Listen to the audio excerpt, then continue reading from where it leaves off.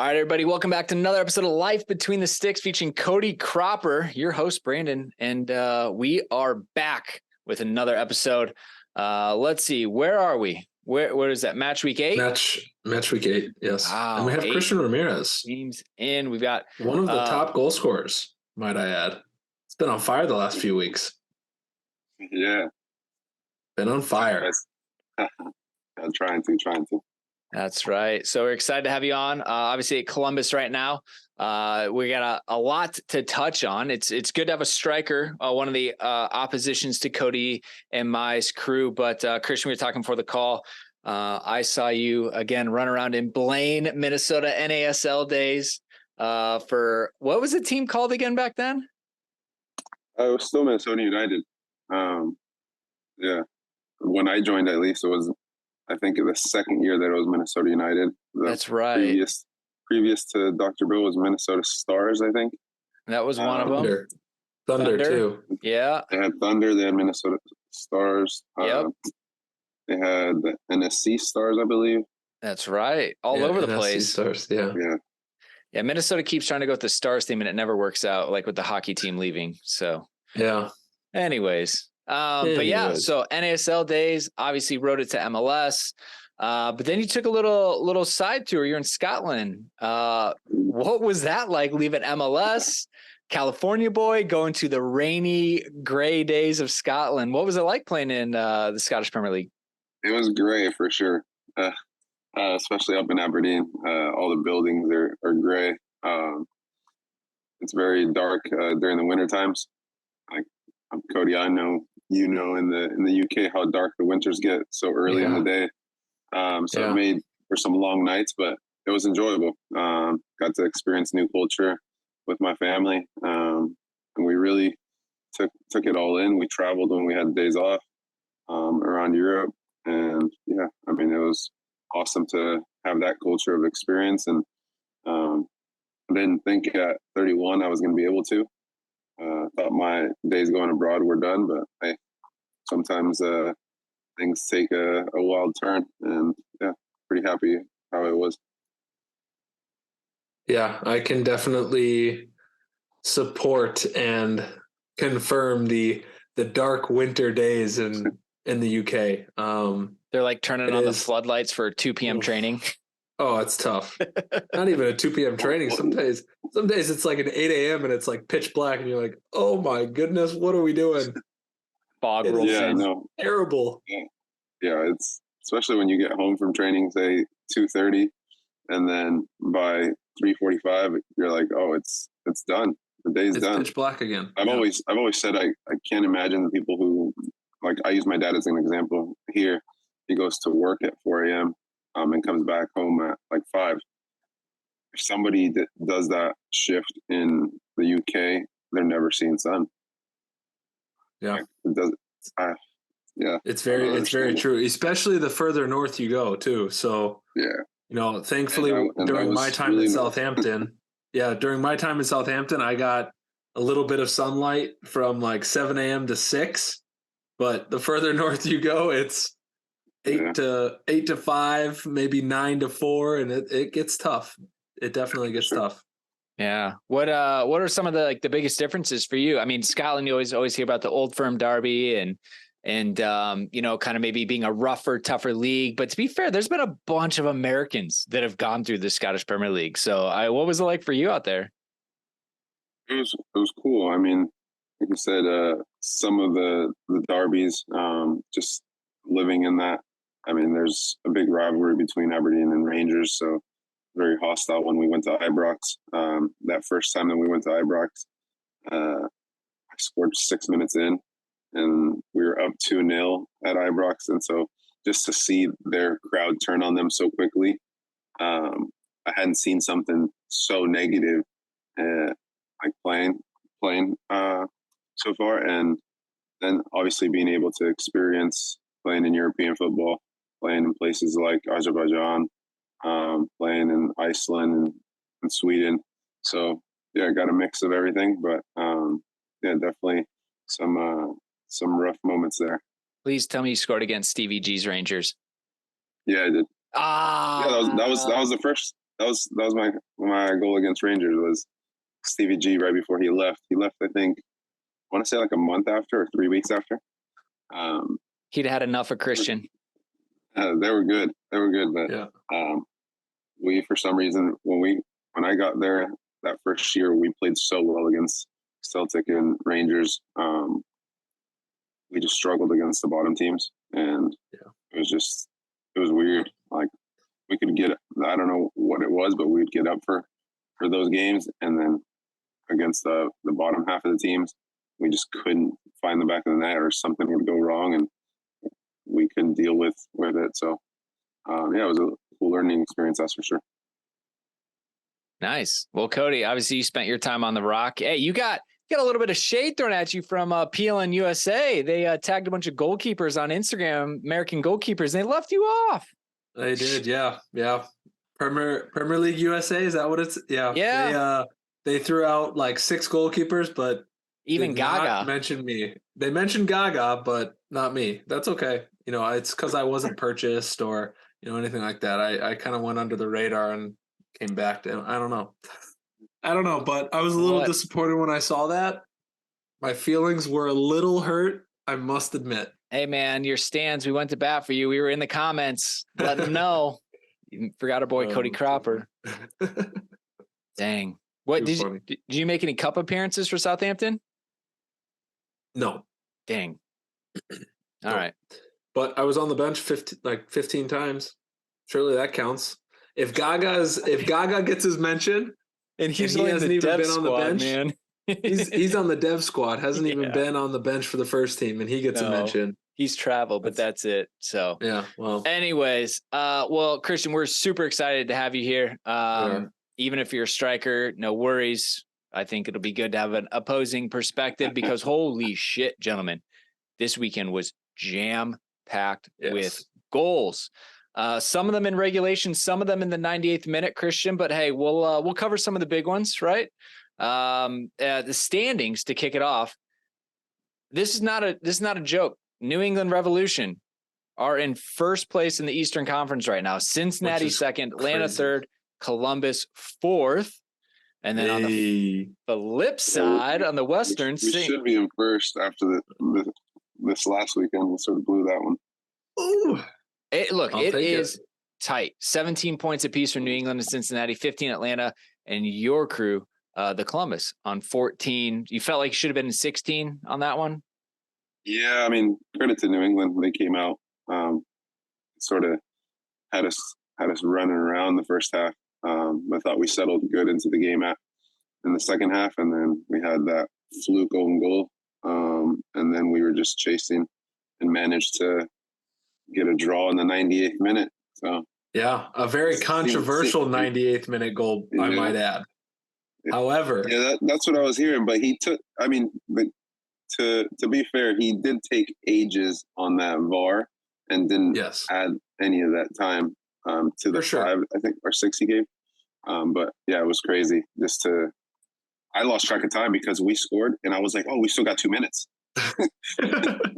Dude, it's funny because when you're in those moments, you never realize how much. Like you hear, okay, the ref has added 6 additional minutes, but in those 6 minutes, you have no idea how long has actually been played, or especially because you're sitting there. Stops. Right, yeah, exactly. I even find that frustrating as a fan. I'm like, all right, give me some indication. Because on the broadcast, the clock is still going. So I'm like, oh, got it. 96 minutes. Why do you think that they do it to take the pressure off the referee, to give them complete control of when to blow the whistle and not have 25,000 people down their throat if they blow it early or way late? Yeah, maybe. I don't know, because there was one moment where they had a goal kick and he said something like 3 minutes to somebody who asked. And I looked around and I was like, 3 minutes already? Like, didn't you just say 6? So like time just seems to either, if you're chasing a game, it seems to fly by. And if you're holding on to a lead, it just seems to stop. Yeah, I agree. Look, the broadcast, it's on TV. Like if you had your phone up, so we had a Chelsea game in the Champions League with Dortmund, and we couldn't wait for the game to end. And we actually had a fan who pulled up the live stream just so they could see how much time was still left. It's a bit funny. But anyways, play to the whistle, right? And that's what you guys did to the final. On the Western Conference, St. Louis, they are back on the winning ways. 18 points, LAFC 17, Seattle 16, and Dallas 14 for the top four there. But gentlemen, we had some pretty wild games that we have to touch on. Where do you want to start? Do we do Portland, Seattle to kick it off, Cody? What do you think? Yeah, sure. Why not? This game was wild. It was 0-0 in the 58th minute, and it ended 4-1. We had 5 goals in the last 35 minutes. Obviously a big rivalry. Portland hosting Seattle. Seattle in good form. Portland struggling to find their feet a little bit, but not tonight. I think this just goes to show you, Cody, a derby day brings out the best of teams, even when maybe they're not in the best of form. I agree. I think the first, I mean, like you said, the first 55 minutes, whatever it might have been, were scoreless. However, the first half was awful. There was no, I shouldn't say awful. It was not entertaining. Let's just say that. And you're comparing the first half to the second half. You get into the second half and it's just goals galore, right? And Christian as a striker, I mean, when things are starting to go your way, they're obviously the ball starts to fall in the right position and it's a first time strike and it's in the top corner, right? Yeah. And I'm not mistaken, Esprit is good for a bicycle kick once a year. Just about, yeah. And it's always a contender for goal of the season too. Yeah, it's incredible. I don't know how he manages to pull them off every year. Yeah, I agree. But yeah, you said it's Portland's one of those that come middle end of the season, they're always going to find their way. Gio, going back to the NSL days, Gio has a way with his teams. He knows how to manage them, and Portland is always a tough place to play, obviously, and a tough team to play against, especially up there, when they're finding their groove. Yeah, I agree. And I think you bring up a great point that Gio always finds a way to get the best out of his team on or in the moments that matter most, right? And we've heard from guys like Zarek Valentin who have said the same thing, where they always find a way to win. And come the end of the season, come the middle of the season, they start to find that groove, and they are dangerous. Yeah, and they're one of the teams right now battling probably the most injuries, and then you don't see that with this result. And no, but Gio puts that to the side and manages to get this huge result for them, and it could be a quick turning point for them. Agreed. To your point, Portland's got 5 out. Seattle 1 out, and a couple of knee injuries, a cruciate ligament to Eric Williamson. Wasn't that just recent too? Yeah, that was this past week. Freshly. That sucks. And then a couple of hamstrings. So, I mean, they're missing people for long parts of the time as well. Seattle, they've been in fine form. Jordan Morris has been absolutely on fire, but they just kind of hit a bit of a road bump with this one. And it's to the point where it's kind of funny when you see these headlines. And I think that a lot of people are very appreciative when a coach gives us one, if my MLS website will load. But essentially Schmetzer was like, rivalry? What rivalry? We never beat Portland. And it's a bit of a bogey team for Seattle. Interesting. I didn't read that, but I can agree with the fact that Seattle looked like they'd been hit by a bus when Asprilla scored that goal. I think that goal caught them so off guard, and they just did not know how to respond. They didn't. Portland scored about every 5 minutes for 20 minutes and just buried 4. Yep. Hey, I tell you what, these are the results. Wild. Love to see it. Love to see the goals.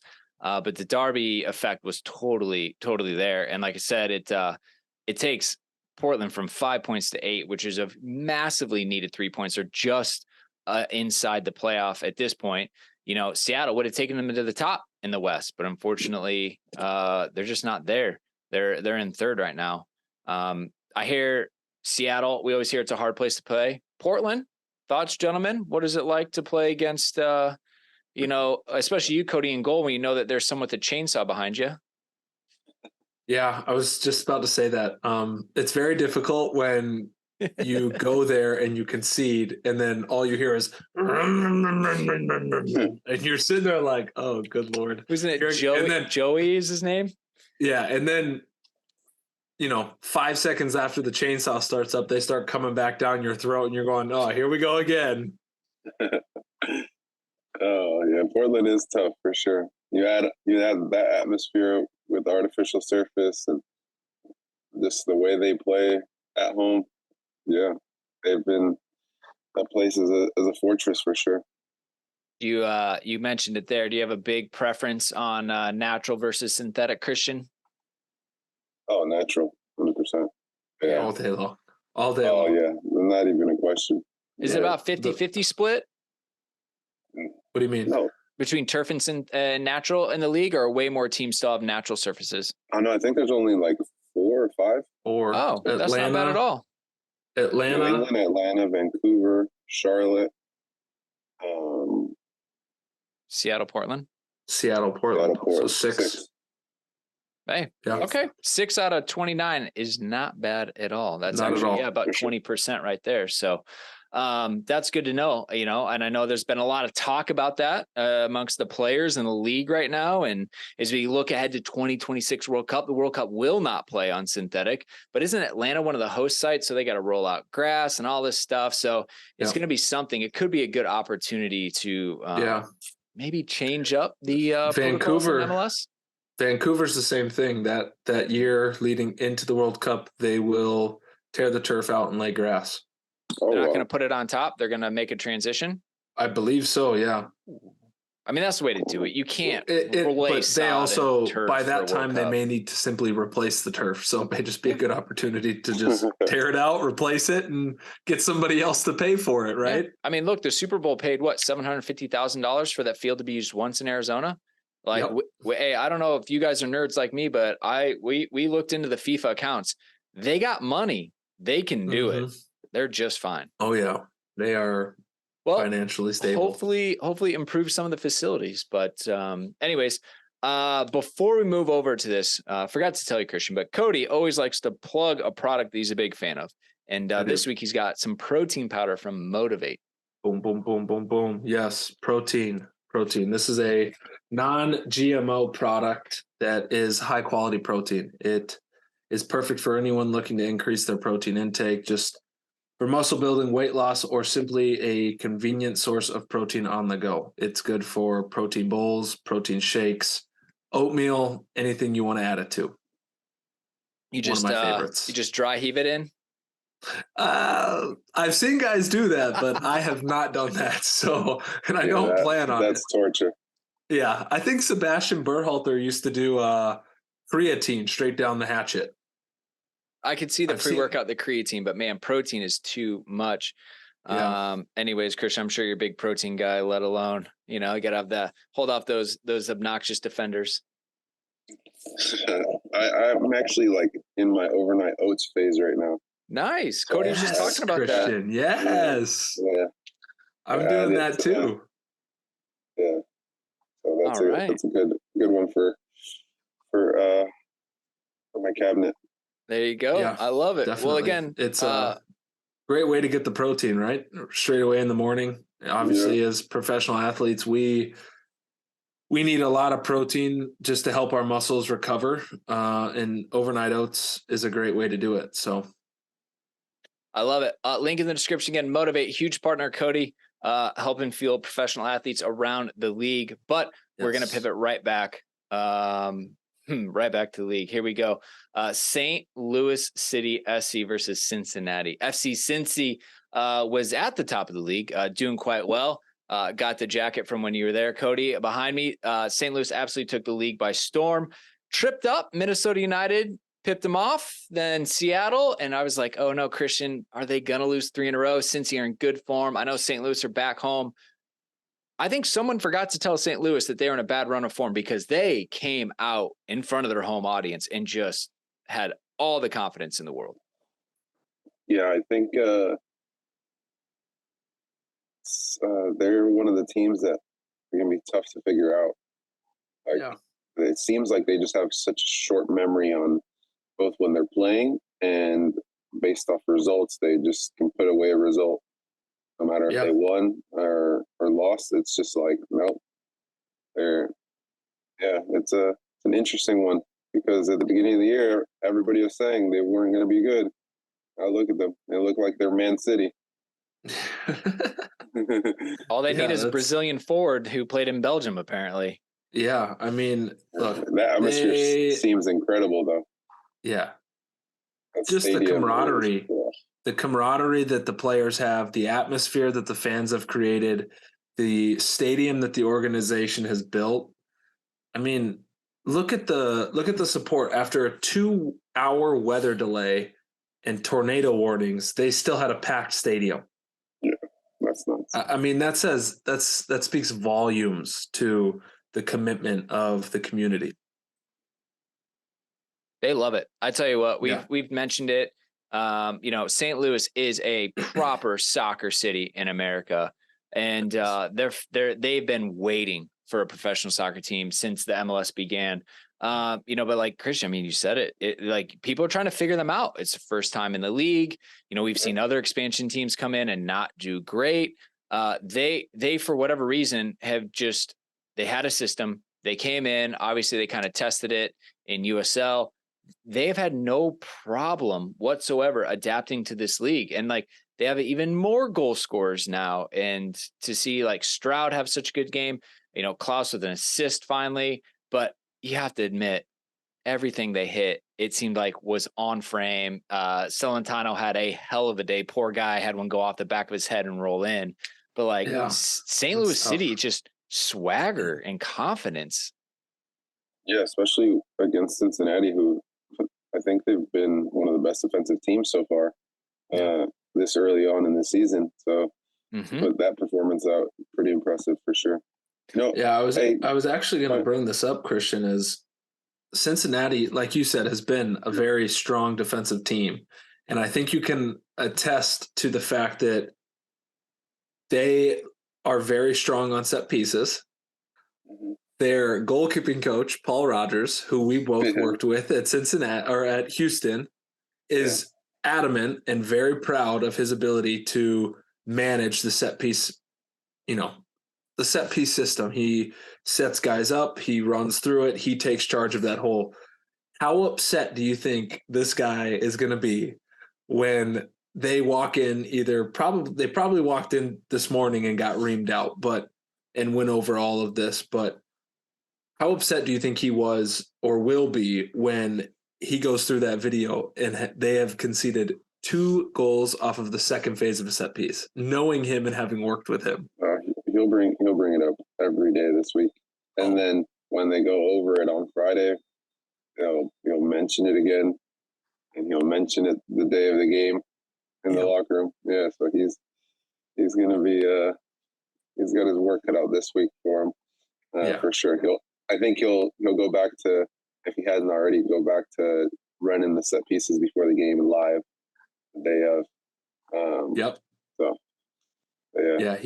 Paul's a good guy.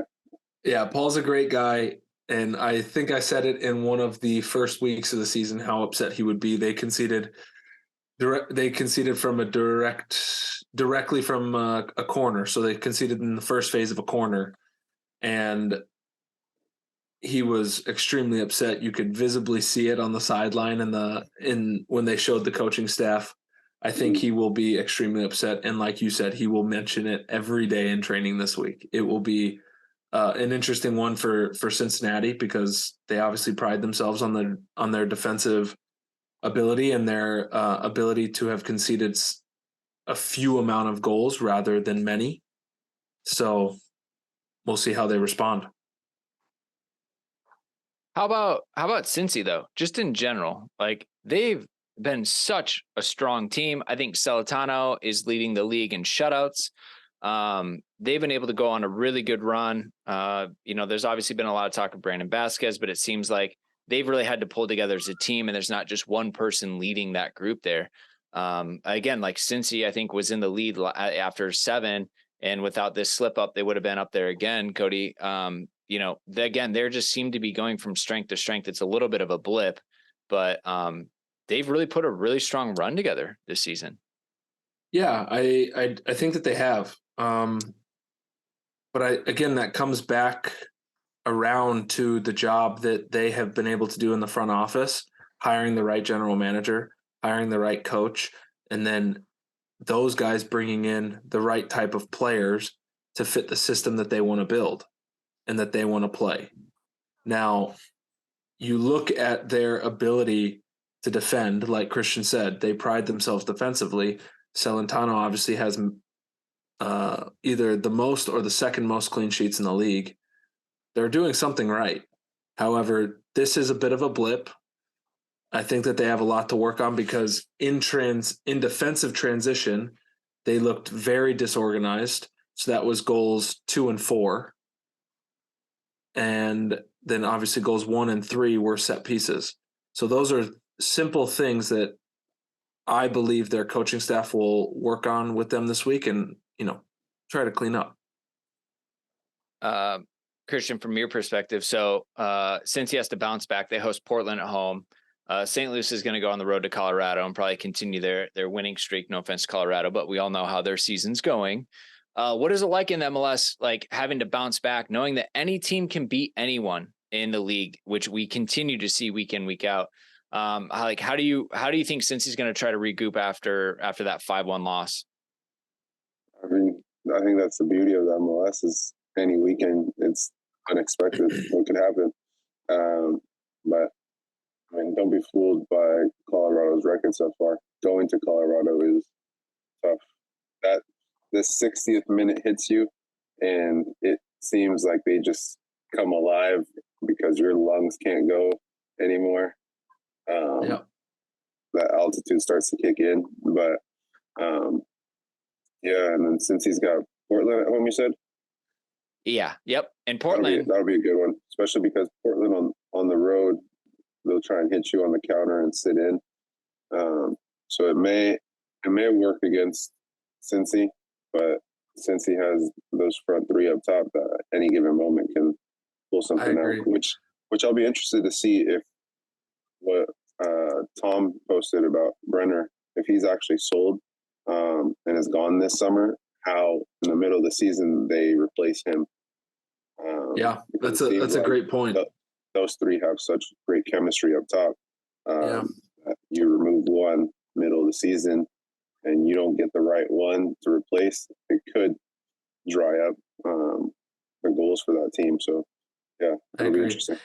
And I was going to ask you, what do you think of Brandon's performances so far this year? Obviously, he hasn't been on par with his performances or his goal scoring record to this point last year.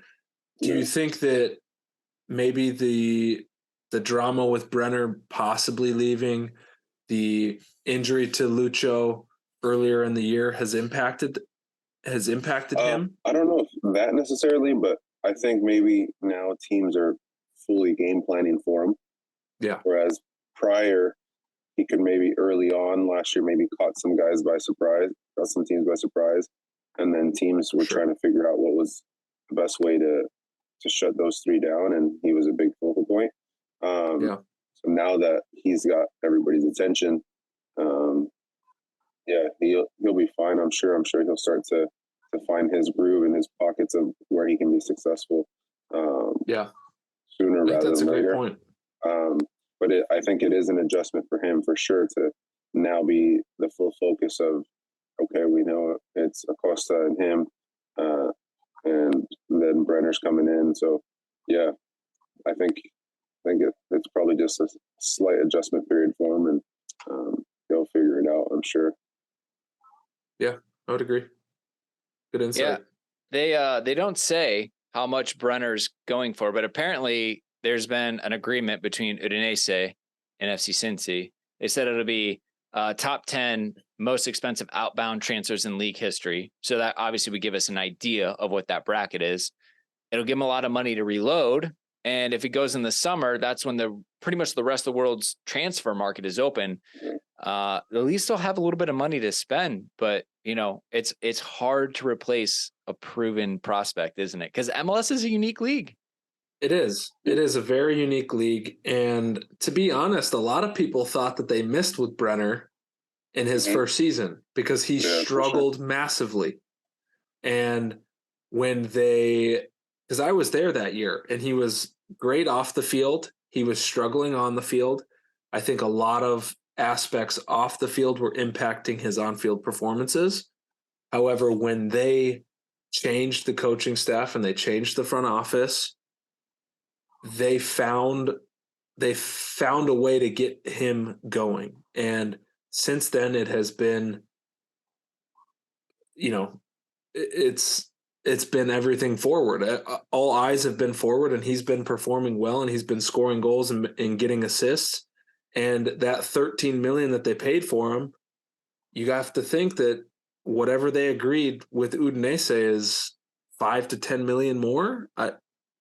Arguably, if I'm guessing, I think they're going to take a loss on this transfer fee. Okay, but they're going to keep a percentage of sale for the next one. Okay, I think that's how.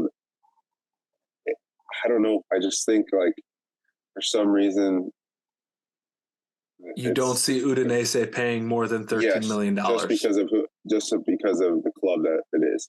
If it was somebody in the Prem or something like that, then okay, for sure. But for sure, it must be something to do with his dreams to play abroad, and this is his next step. Yeah, like you said, he struggled initially, and the new coaching staff, whatever they did, gave him full confidence. And sometimes that's just what a young player needs, is somebody who just believes in him and won't hold every mistake on him, because if those young players that I think can use Aiden Morris right now as an example here, Wolford's letting him make mistakes, but he's backing him and giving him full confidence, and the kid's repaying him, and because he's playing free, and that's just goes to show what sometimes a little bit of a freedom from a coach on a young player goes a long way. Yeah, I think that's a great point, because you could also look at Brandon Vasquez and use him as an example. During the same time frame, Brandon couldn't even get into the starting 11 when Brenner was the starting striker, starting 9 under Jaap Stam, and Brenner wasn't scoring. Brandon couldn't even get a sniff. And now they play both of them together, and they're both firing on all cylinders. And they have been for the last 12 months. I tell you what, the more I read into this league, I'm a bit of a rookie, Christian. I apologize in advance. To your point, they paid $13 million. They've had him for 2 seasons, so there's some amortization, right? So his costs have come down. To your point, even if they sell him for 10, it's probably a wash. Get that sell-on clause. He's 23. Is he Brazilian? He is. Okay. MLS site doesn't even include that in the bio. So thank you, MLS Soccer. There's a really good chance, right, that he's going to be able to do something. And so they're clearly playing the long game with that, which is interesting. But as Tom Bogart's write up as I'm reading here, I'd never heard of the wooden spoon in MLS. Gentlemen, wooden spoon. Nothing. Nope. Apparently, that's what the last place in MLS get is. They're called the wooden spoon finish. Ah, yes. Okay. Interesting. Interesting. Did we get the wooden spoon in Houston? No, we just missed out. We just missed out. It said Cincy's had it 3 years in a row until last year when they made the playoffs. So, quite interesting. This league is a bit funny with that, but yeah, we'll see. It sounds like it'll probably happen in the summer. It's a bit of a formality. So we'll see how they replace, because they're obviously in the hunt. They're not going to take the foot off the pedal. They're going to want to be competitive, find something, figure it out, without disrupting the team too much. But last, but certainly not least, Christian, El Trafico, something you might know a little bit about, huh? Yeah. We finally got one after the delay at the beginning of the season. Yeah. What a weird schedule. We've talked about this before. They were going to have both El Traficos in the first 8 weeks of the season. Yeah, that's mad. That's I think that's terrible scheduling. They're gonna play in the Open Cup as well. At some point, they'll probably play in Leagues Cup against each other. It just seems like they always play against each other. Always. And I completely agree with that. However, it's not a guarantee. And to schedule both of their meetings in the first 8 weeks is kind of crazy. Yeah, it is. Again, it's just MLS scheduling for you. It's blowing my brain. Like I can't comprehend it, and it's confusing, especially like stack the deck in your favor, like maximize on probably one of the hottest televised games, but not so much this season. LA have struggled. I think we've talked about it a couple times. Galaxy. That's true. Galaxy are struggling on and off the pitch. But kudos to them. Like they at least put up a fight. They were home. But Vela getting off the mark, a little bit lucky, fell to him, opened up beautifully, bent it in far post. Then you have the Boyd with an absolute smash of a goal. Penalty, obviously in the 68th, and then LAFC doubled down with Hollingshead in the 70th, but Delgado in the 84th just to make it interesting. It was exciting. To be fair, I thought LAFC were just going to walk. Galaxy put up a fight, Cody. We saw some fantastic goals. And I think all around it was a good showing to remind you, derby means something to these teams. They don't like each other. Yeah, I agree. I think that goes with any derby. However, I think Christian can speak more to this specific derby. Yeah, no, I think that's especially playing away at, I think it's called Dignity Health now. Yeah. And I think it was 3,000 fans for LAFC were in that stadium.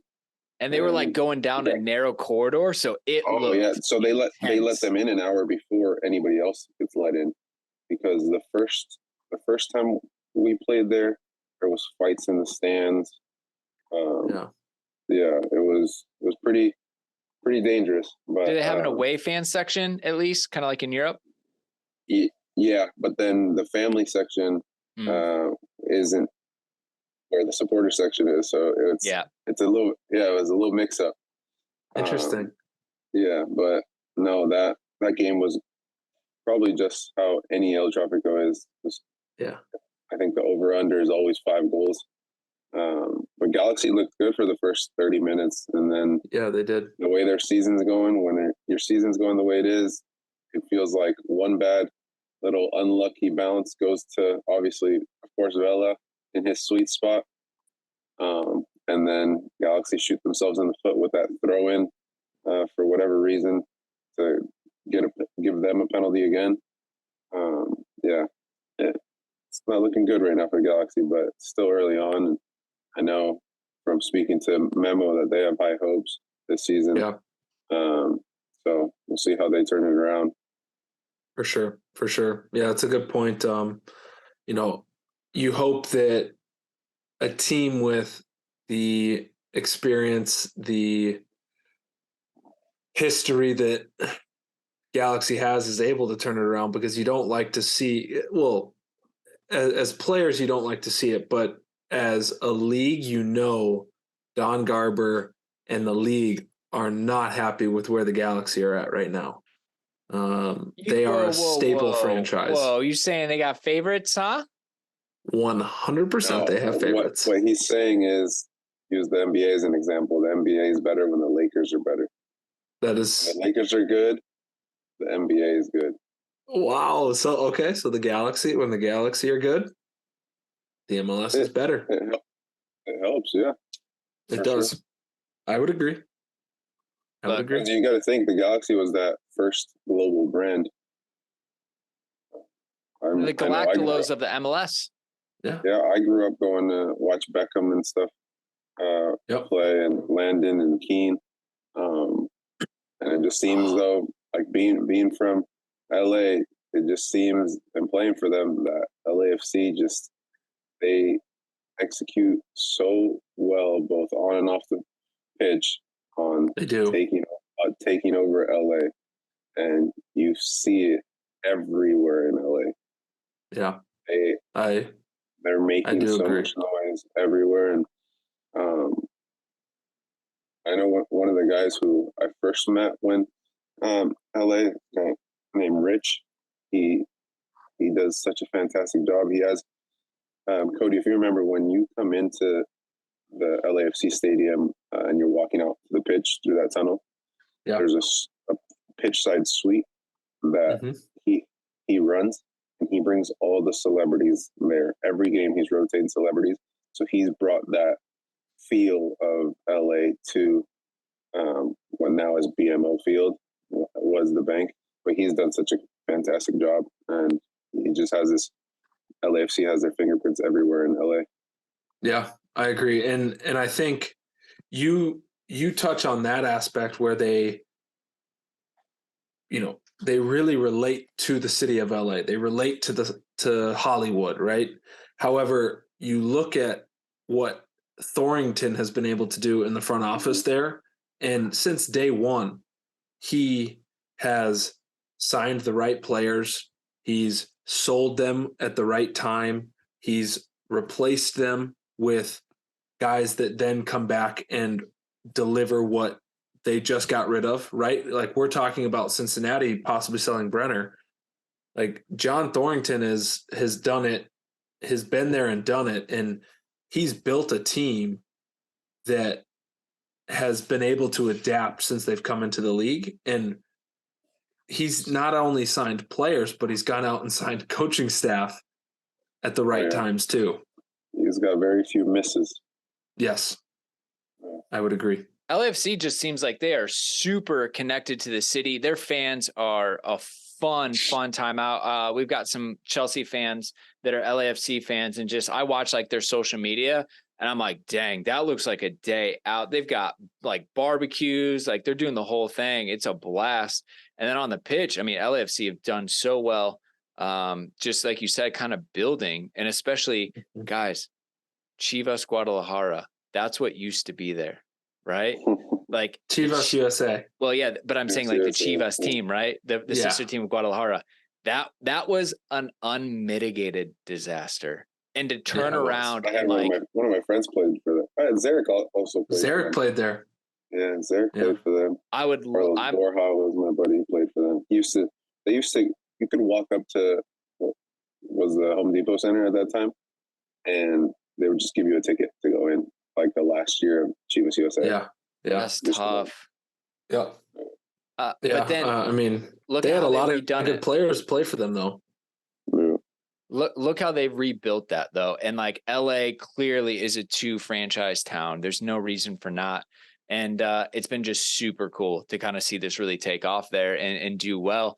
Look, they've had their own superstar signings. Cody, we joked in the background. I was like, wow, another European player goes there. I was like, why don't they go to Vancouver or anything like that? And you're like, no, that's not how things work. No, the superstars want, I think, 3 cities right now. Well, the big European players do. They want New York, Miami, or LA.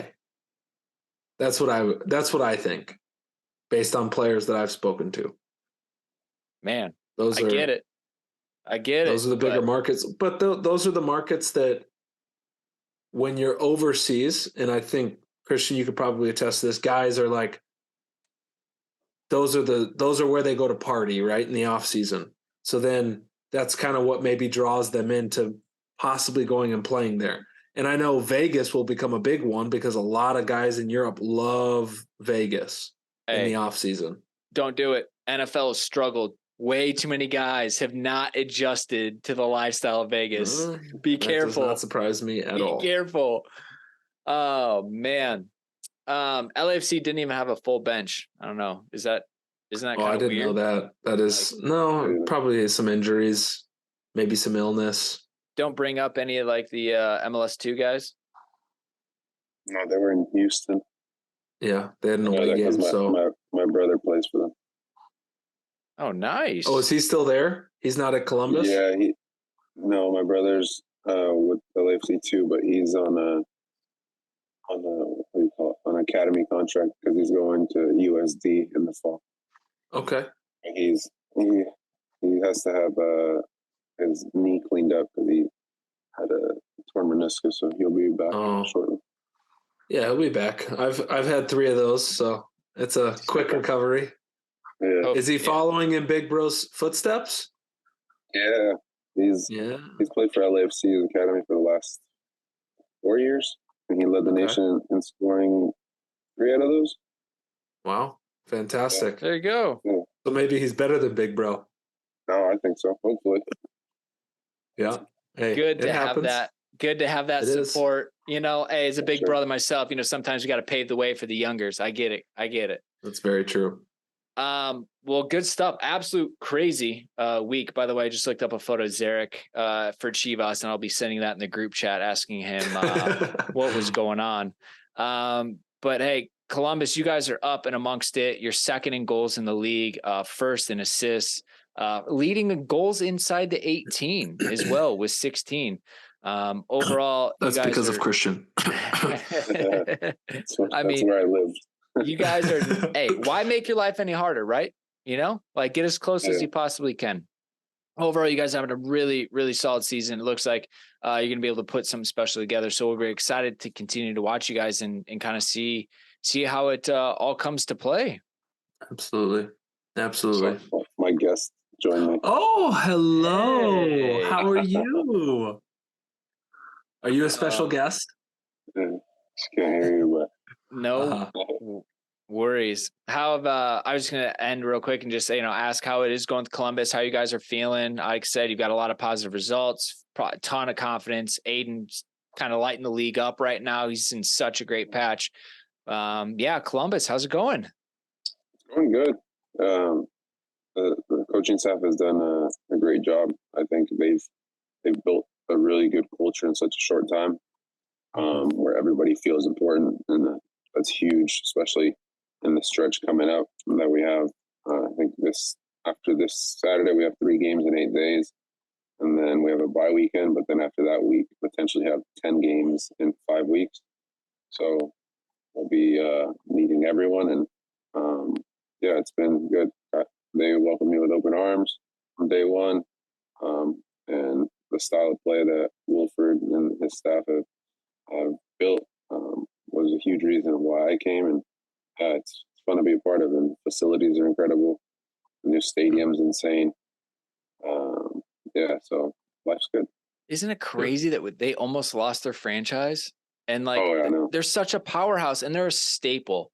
MLS 96 crew. You know what I'm saying? Like, I'm so glad they're still there and doing well. And it seems like anytime there's turmoil, they just go, oh yeah, watch this. And they go win like an MLS Cup or something. Yeah.